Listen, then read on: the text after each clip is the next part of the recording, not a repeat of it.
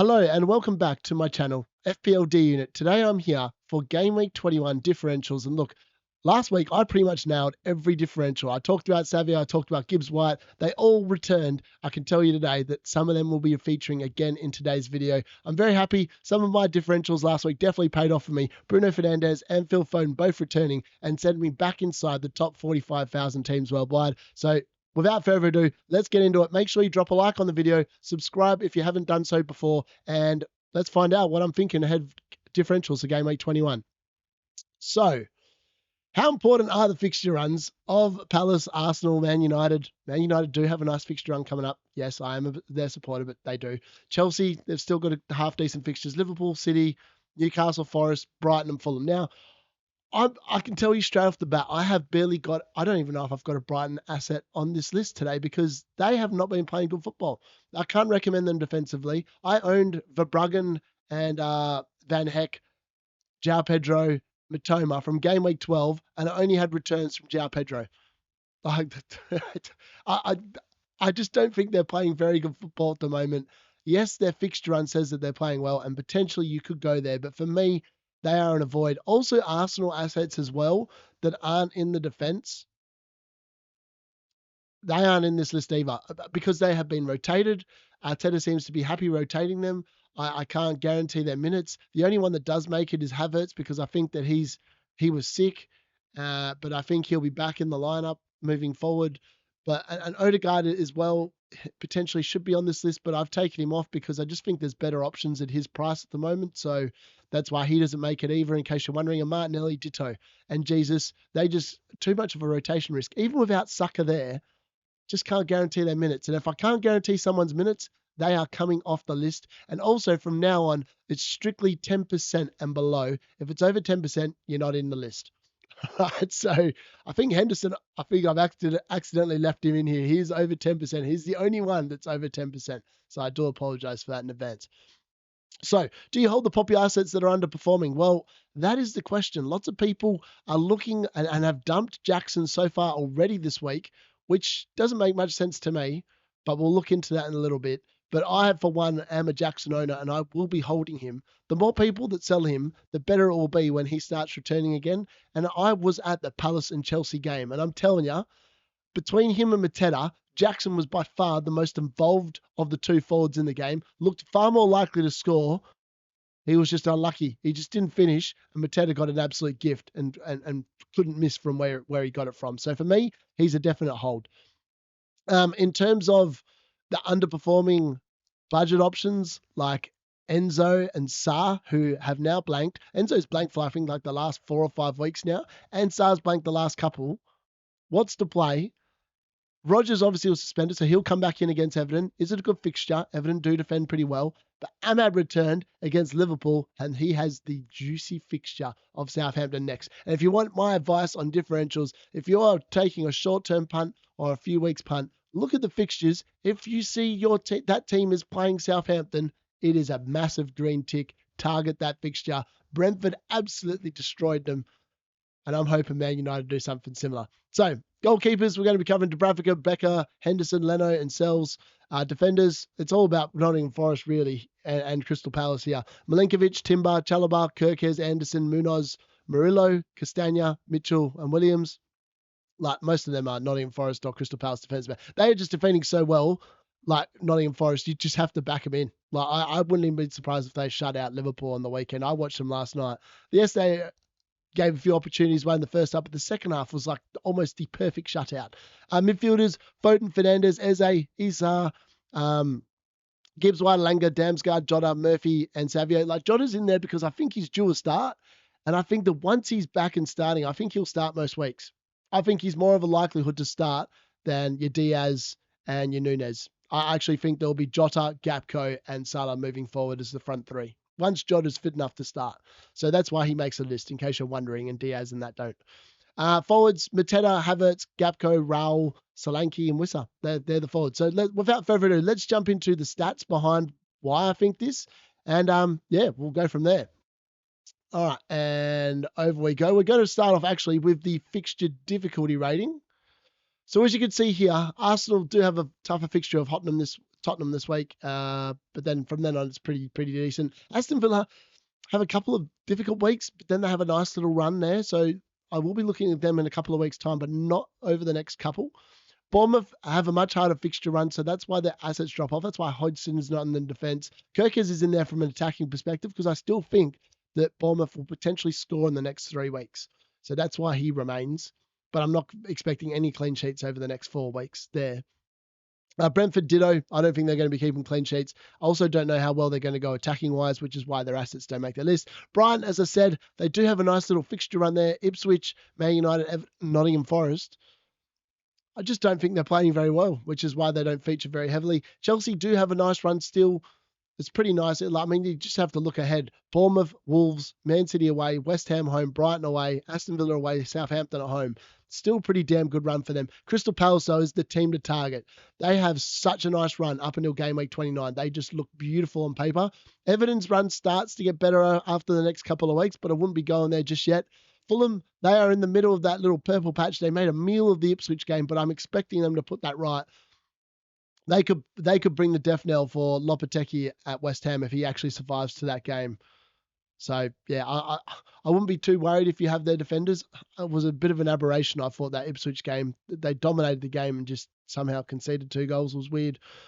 Leicester, they have a bit of an interesting run, but you could go there if you really wanted to. Liverpool still in a pretty damn good run of fixtures. They're obviously going to have that double game week as well, which is important to keep in mind. Man United, as I said, look, there's not much green there, but I'm telling you that that's a much nicer fixture run than what we've just been through. Newcastle, ditto. They've got Southampton the next 3, just like Man United. And Nottingham Forest, after this week, they have a nice little run of 4 games in a row there as well. Southampton, if you're feeling stupid, you could go there. Definitely wouldn't be recommending. And yeah, that's pretty much it. So on to the differentials for this week. Let's go into the goalkeepers. I will blow this up a little bit just to make it a little bit better. Now, look, Sells is definitely the pick. If you are buying new, you want Nottingham Forest keeper. 4.9, he is going to save you some money. And look, the stats don't lie. The dude has kept clean sheets in his last 4 weeks. 7, 8, 6, 9. He gets the save points as well. He had 5 saves against Wolves, 4 against Tottenham, 3 against Brentford. He does often get that save point as well. I mean, you have to go back all the way to game week 5 where he got 1 point. Like, that is just... It's the only time he's got 1 point all season. So many other keepers get him regularly. Sells is just a level apart. Like, there's not much not to like there. Nottingham Forest is just brilliant. Like, in terms of the defense, absolutely brilliant. Pickford doesn't make the cut this week. I just don't really like the run coming up now. Maybe someone that should be making the cut, and I'm just going to put him in there because he's not on the list, is Onana. Now, I'm not expecting Man United to be conceding 2 goals in any of the next 4 fixtures. I would expect some clean sheets here. That he is due a clean sheet. Hasn't kept one since game week 13 against Everton. And Southampton up next suggests to me that Onana's going to keep clean sheet. I would actually think all the Man United defenders could keep clean sheets in the next few weeks. So look, maybe I'm a bit rough and I haven't put any of their players in here, but it's because of the fact that we have been leaking stupid goals, which is why I have kept them out. But if you're after a keeper that potentially could pop off the next few weeks, it's probably him. Now, Henderson does make the list. He is 11.8%. But Crystal Palace have that amazing run of fixtures coming up. It does look delicious. Crystal Palace aren't conceding a lot of chances. Like, you only have to look at the expected goals conceded, and it's not that high in many of these games at all. So that means that their underlying defensive data is pretty good, which, you've got Leicester, West Ham, Brentford up next. How many goals are they really going to concede there? I wouldn't have thought it'd be very many. Leno, he's a bit expensive at 5 mil, but again, Fulham do have a nice run of fixtures, and they are, again, a team with pretty good underlying defensive data. For the season, it's 1.26 expected goals per 90, so it's not massive.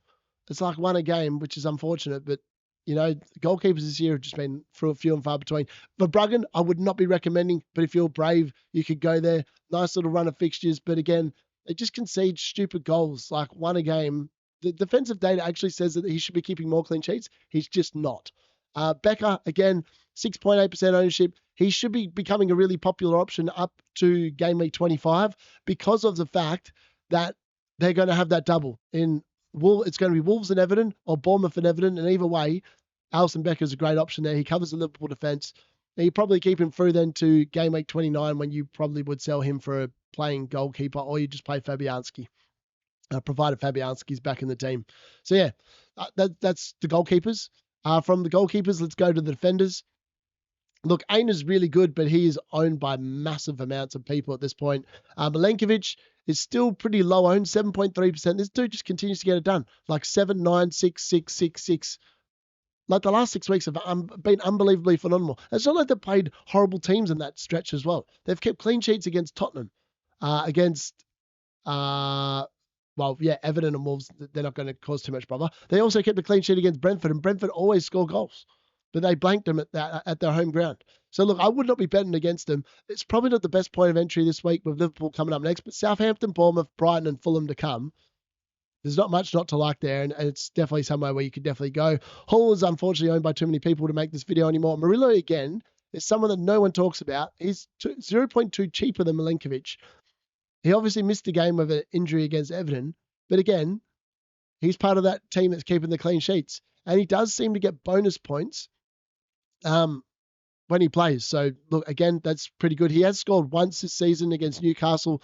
His numbers compared to Milenkovic are much smaller, 0.6 expected goals, 0.04 expected assists. So you're not expecting much from him attacking-wise, but he's still really good value there. Now, Kirkes, again, this man has been so good for me since I bought him in game week 12, 7, 8, 2, 2, 6, 6, 1, 12. I think I've got every one of those returns on my field in the time that I've had him. So I've somehow managed to read when the clean sheets are going to come. And look, he's still really good from an attacking wise, and he's still really good for underlying bonus points as well. So again, just something I really love. Bournemouth are defending super well as well. You just have a look at the column there. Per 90 of the season, it's 1.27, very similar to Crystal Palace, but he's got 0.02 expected goals, 0.08 expected assists per 90. He is a very nice player, and there's a reason why, Man United might be interested in buying him, because he's a great player. Julian Timber is still probably my pick from the Arsenal defence. He obviously missed the Brighton game with suspension. But again, 5.7% ownership, 5.7 mil. He's definitely the cheapest way into the Arsenal defence. And they still have a pretty good run of fixtures coming up. And the underlying data, again, is really good. Like expected goals conceded against Brighton was 0 because he wasn't playing. You idiot. But yeah, against Brentford, 0.29, 0.16. Like Arsenal's defensive data is insane. 0.78 expected goals per 90 is just so good. It's hard not to recommend him. Munoz is probably the pick from his goal threat, 4.7, 5% ownership. He does have 0.19 expected goals per 90 and 0.07 assists per 90. And the fixtures coming up are just delicious. Like I will be buying a Crystal Palace defender this week. It's going to be between Munoz and probably Chalobah, who I'm going to talk about in a second. Now, Mitchell doesn't have the same goal threat, but he has a higher assist rate threat. But he does cost you 0.1 more than Munoz. He doesn't get booked anywhere near as much. He's actually had no bookings for the season. So, yeah, but 0.13 expected assists per 90 compared to 0.02 expected goals. It's just whether you think it's worth paying up the extra 0.1 for him. And he's not obviously not going to, he does no goal threat. Now, Burn's not in this list. I'm concerned that he's going to get rotated out. Botman was back in the team, and I think that Botman's a better defender than Burn. And I think it'll be Botman and Shah moving forward. And Dan Burn will either miss out or he'll take someone else's spot. But I just think he misses out because Hall's in such good form. Hoyson, as I said, Bournemouth's fixture run is not the best coming up, so he does not make this team this week.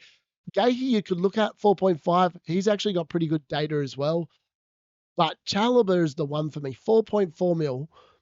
So many people have not paid attention to him. He scored obviously 3 times this season, which is quite a lot for a defender. It's one less than Gabriel for the season. He's got 0.1 expected goals per 90, 0.03 expected assists. This is a man that is under the radar, 0.9% ownership, and I am strongly considering bringing him in for Colwill for this run of fixtures. It just looks so good on paper, and I expect Palace to keep clean sheets. Now, if you're a betting man, you could go on like a Dallo, who's 7.2% ownership. He did expect to get his assist threat over the last 4 weeks has actually been pretty good. 0.35 expected goal volume, 0.14, 0.08, 0.21. He has been unfortunate not to be involved. And if with Southampton up next, it's not the worst punt. If there was a defender I was going to go with from Man United, it'd probably be Dallo because of the fact that, potentially he might return. Now, Nico Williams, he also is someone that's found himself back into the Forest team. And over the last 4 weeks, he's looked really good. So last 5 weeks even. So 0.11 expected goal involvement, 0.13, 0.05, 0.23, 0.01.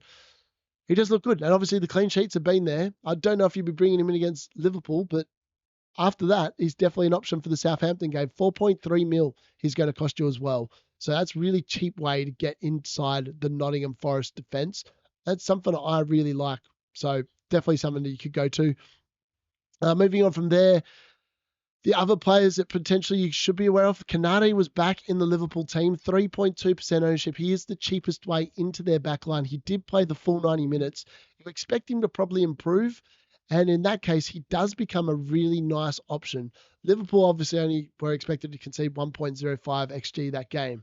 And across the season, when he's been on the field, Liverpool have only conceded 0.93 XG per 90.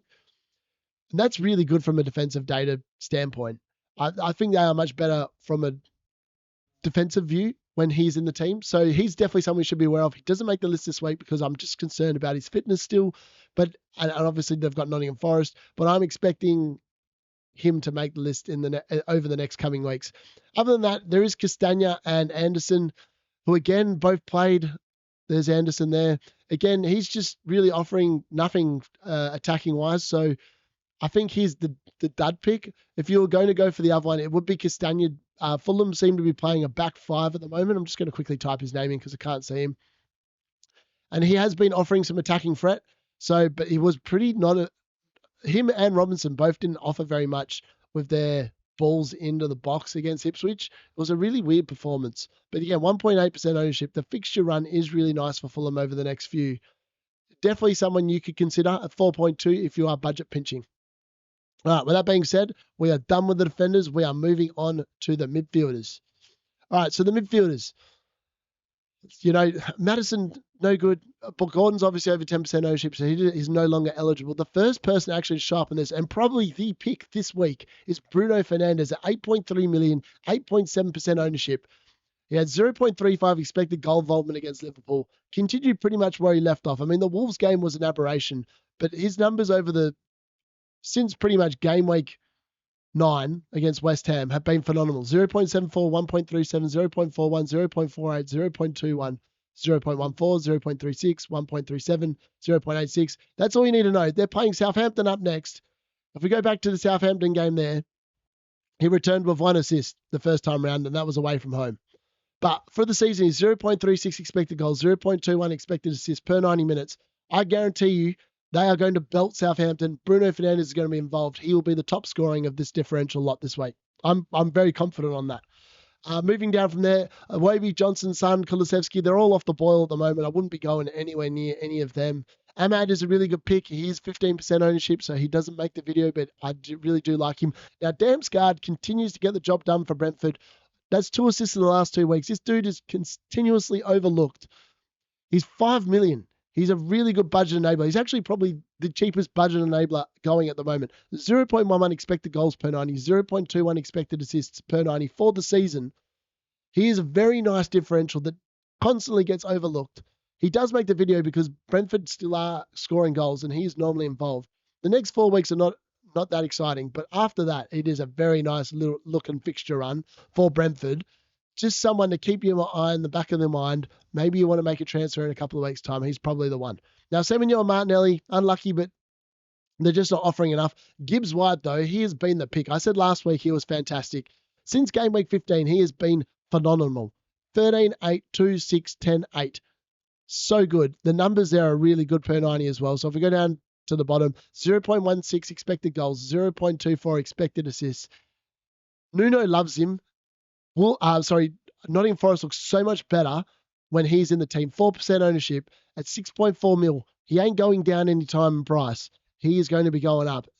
Maybe, and I would be thinking that Gibbs White, Hudson-Odoi, Alanga, they're all going to be targeting one spot against Liverpool, and that will be Trent Alexander-Arnold, who definitely won't be able to defend against any of those three. He's a great option this week. Jacob Murphy still makes the list. 5.6% ownership. This dude continuously gets it done on the right-hand side. Since game week 15, he has been unbelievably good. His minutes are good. Barnes and Barnes, Gordon, and who's the other bloke? Jollington. They all play on the left. So they haven't got a natural right-footed player that plays on the right. So Murphy's spot in the team just looks sewed up because Gordon looks so much better on the left. The next 3 weeks, Wolves at home, Bournemouth at home, Southampton away, and then Fulham at home. What a run of fixtures for Newcastle. Yeah, I'm not sure I don't know if I'm going to bring in a third Newcastle player, but if I do, it's going to be between Murphy and Gordon. So that's how good I think Murphy's travelling at the moment. Ismail Assar continues to have half decent numbers. I just think Eze's the better player. I said it last week, and Eze's returned the last 2 weeks since he's been back in the team. I watched that game live, and I still thought Eze was the more attacking player, the one that I like the look of better. He is 0.7 more, and maybe if you are on a budget, Sarr is still a pretty good pick, but I'm not convinced that he is. Alanga continues to dominate. That's 5 weeks in a row of returns now for him. His minutes still a bit of a risk. Like, he is the first person that gets bought off for Nottingham Forest, which concerns me. I don't want someone at that price, if I do have to play him, that's only going to be playing 60 odd minutes. So for me, he's probably not as good as a Murphy or even an Enzo, but he's still a really good pick. And Nottingham Forest in amazing form. And Alanga's going to rinse whoever plays on the left against Trent Alexander-Arnold is going to absolutely rinse him on the weekend. I'm convinced of that. If Liverpool concede against Nottingham Forest, it's going to be down through the left. Savio. Now, I said last week that he was a fantastic pick and worth a shout, and he got 3 assists against West Ham. He did look amazing. I mean, this dude is in some form at the moment. It's hard to see him getting Pep rouletted out of the team. He started the last 3 weeks, and I think you just play him. And Brentford and Ipswich up next just look really good on paper. If I had him, I'd be holding him. I've got Foden, and I'm holding Foden now for the next 2 weeks. I'm convinced that City are going to score a few more goals, which means they're going to be good. From game week 23, though, I'm not sure I'll be keeping Foden, which is where I'll probably start to make a move to someone else that I am talking about at the moment. But he's really good. There's definitely a lot to get excited about there. Now, Enzo, as I said, he could be an option if you're chasing points. Hudson-Odoi as well, because he's got that Trent matchup. Just makes it look delicious on paper. Eze, though, does look really good. He's returned the last 2 weeks, 0.55 expected of goal involvement here. He actually should have scored against Chelsea, but he didn't. So, there. Look, it is what it is. But he's looked good since he's been back in the team from the injury. I really like him as an asset. If I was picking of the Crystal Palace players to attack in the midfield, it would be Eze for me. His numbers per 90, 0.29 expected goals, 0.14 expected assists. He's really good. He was on corners, even though I thought his corners were pretty average. But yeah, he's just a player I'd really like in that team. So yeah, there's not much not to like there. If you were after a Brighton asset, Jorginho Ruda started on the weekend. No, he didn't. He started on the bench. It's just too hard to recommend a Brighton asset, which is why I haven't got any of them on this list. Yeah, I just don't like any of them. So sorry if you're a Brighton supporter, but they just don't look any good. Now, Diego Jota, he still looks good. When he comes on, he just gets that goal involvement, and he doesn't need that much time on the field. He's got to be due a start very soon. Nunes is suspending the FA Cup. It might be in the FA Cup that he gets to start, and then it's a wait and see. But for game week 25, I am looking ahead to there, and potentially he could be really good if he stays fit, if he starts making it into the 90 minutes. He's only 7.2 million as well, which is a nice price to get into that Liverpool attack. 0.6 expected goals, 0.09 expected assists per 90 this season. It's very good numbers for him. 3.3% ownership. I wouldn't be jumping on just yet, but he's definitely someone you should be keeping an eye on. Yeah, there's just a lot to love there. And yeah, I think that's great. Now, on to the forwards. Now, the forwards are the interesting one. Now, lots of people just ditching Jackson. I mean, Cunha's almost a really good option, but he's got a horrible run of fixtures, 12.8% ownership. I wouldn't be jumping there with that run of fixtures coming up. Nicholas Jackson is starting to become a bit of a differential, 22.1% ownership. He's not really a differential, but I mean, the numbers are still there. He should be returning. He just hasn't been. It's been a disappointing last 4 weeks. It's been a disappointing last 7 weeks, really, with only the one return. But I'm expecting that to change. I don't think that run's going to continue. I do foresee him scoring and returning against Bournemouth. So I wouldn't be jumping off there. Watkins, unfortunately, he's not an option. Duran's back off suspension now, and he didn't do anything in that game. where against Leicester, where you thought that he was going to be a shout. Now, Whistler is really good. His numbers for the season, 0.57 expected goals per 90, 0.04 expected assists per 90, and that's without penalties. He just continuously gets these opportunities. I would expect him to potentially return against Man City, so I'm not concerned with the way Man City are defending. Not the worst fixture in the world. Liverpool at home's a different story. But then he's got a pretty nice run after that. So look, he's definitely someone you should be looking at. 9.5% ownership. He does look really good. He is pretty cheap as well. Not much not to like there. Now, Raul Jimenez still does have a really nice run of fixtures in front. He is the penalty taker. Andreas Pereira was on the field when both of those penalties were given, and Raul took them both, and he scored them both. He looks really good. I mean, expected goals per 90, 0.55, 0.1 expected assists. He's looking pretty good, and the next couple of fixtures are just delicious. So, look, if you're after the cheapest of cheap options, he is definitely the pick. Delap's obviously on penalties as well. You could look there. I just think the Ipswich run's not as nice. Strand Larson missed some absolute sitters against Nottingham Forest. João Pedro, yeah, he's been all right. Now, Havertz is yellow flagged, but he's going to be fit and available. He's been sick, obviously, the last two games, but he's going to come back in 8.6% ownership. He's probably Arsenal's most clinical forward that they've got. I don't think Jesus is actually that clinical, which is why he obviously wasn't starting for most of the season. And from an attacking sense, there's nothing to worry about for Arsenal, who they're playing the next 6 or 7 weeks. So he's definitely someone you could go to. I don't mind him at all. Again, his numbers per 90, 0.47 expected goals, 0.08 expected assists. He's a nice entry point if you're interested in that attack. Now, if you're wanting to target the fixtures, you target Mateta. 3.2% ownership, 7.2 million. The fixture run's amazing. Like through to game week 29, absolutely amazing. And he's got game week 30, he's got Southampton. What a fixture run to be had. The only concern is his numbers per 90 aren't as good as other forwards. So 0.35 expected goals, 0.05 expected assists per 90. And when, as I said, I've watched this game live at Palace's ground. I don't even know what it's called. And I thought that Jackson was by far the better forward. And Jackson's only going to cost you 0.8 more. I know he's a bit more of a minutes risk, but I just don't think that Mateta looked all that. He looks a bit laconical, lackadaisical when he's moving. But yeah, look, the fixture run, if you're after a forward to attack the fixture run, Mateta is definitely the pick in the forwards. He looks amazing. Gapco continues to return. Let's be honest. He was about to be hooked before he scored, and he would have blanked with one. But he scored, did nothing else to get any kind of bonus. So 6 points. Again, continues to tick over. I'm just concerned with the minutes risk. Minutes risks are just a problem of Liverpool in general. But Slot does seem to like him. He does continue to start. 7.8% ownership. He's not the worst player in the world to own. Gabriel Jesus, if you were still feeling a little bit risky, 9.2% ownership. Lots of people bought him in. I don't think there's going to be too many of those Crystal Palace and Brentford games over the foreseeable future. I don't think Arsenal is scoring multiple goals in the next few weeks. Let's just put it that way. They're going to be winning 1 or 2-0 at best. And I'm not sure he's going to be involved in part of it. Other than that, Duran could be becoming a factor again. 2.8% ownership, 5.8 mil.